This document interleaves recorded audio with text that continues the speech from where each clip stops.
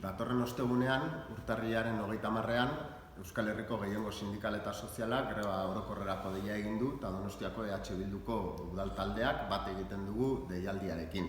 Izan ere, uste dugu Donostiaren kasuan, inoiz baino arrazoi gehiago ditugula greba honi eta deialdi honi eusteko.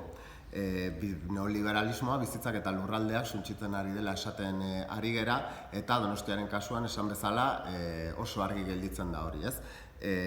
Donostian ezartzen ari diren politika neoliberalak ari dira batetik bazterketa soziala eragiten, ari dira pobrezia ekonomiko eta politikoa eragiten, eta ingurumena edo hiri ingurua erabat suntsitzen, ez? Politika hauek ez dira modu naturalean etortzen, politika hauen atzean eragile politiko eta ekonomiko garbiak daude, eta aitzakia ona daukagu greba hau, alternatiba pentsatu ez ezik, salaketa hori egiteko.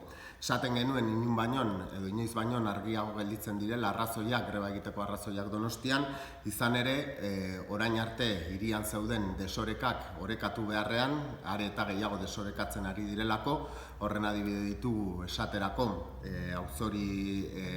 auzoen arteko desberdintasuna kontutan hartuta, errenta auzo aberatsenaren eta auzo pobrenaren arteko errentaren aldea 3 puntukoa baino gehiagokoa dela, eta adibidez Aiete eta Altzaren artean bizilagunen edo herritarren bizi itxaropena Altzaren kasuan 4 puntu txikiagokoa dela, ez? Eta esaten genuen, aurretik egondako desorekez aparte, desoreka berriak sortzen ari direla, izan ere azkenengo urteetan Donostia terziarizazio prozesu basati batean aurkitzen da, turismoari begirako industria egitura produktiboa erabat aldatzen ari dira, bai auzoetan eta bai Donostia guztian, eta badaude orain arte ustez orekatuak ziren auzoetan, Demagun, Parte Zaharra eta Gros, sekulako eragina edukitzen ari dena, aipatutako bi auzoetan bizilagunak beraiek ere bai kanporatuak izaten ari direlarik. Osteguneko deialdia egin duten eragile zein sindikatuek diote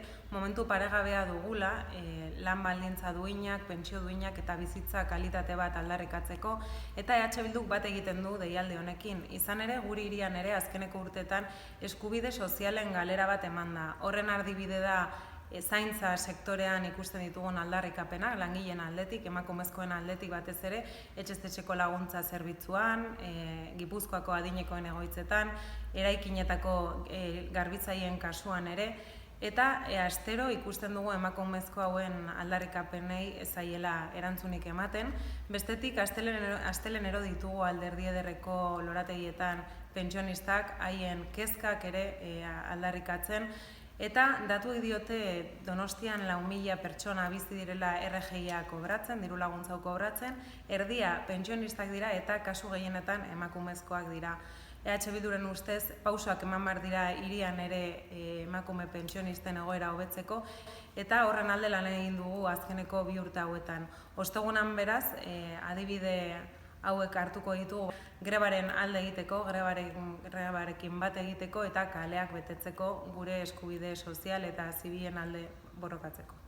Erik ez dagoela dioten horiek dira hain zuzen ere, orain aipatu ditugun egoera guzti hauen erantzunkizuna daukatenak, eta gure ustez, osteguneko aukera edo osteguneko deialdia aukera aparta da, benetan hiriak behar dituen egiazko alternatibak elkarrekin pentsatzen hasteko, eta gure aldetikan oso argi daukagu egoera hauei iraltzeko modu bakarra gure bizitzen gaineko erabakimena eta birjabetza lortzea dela, bai?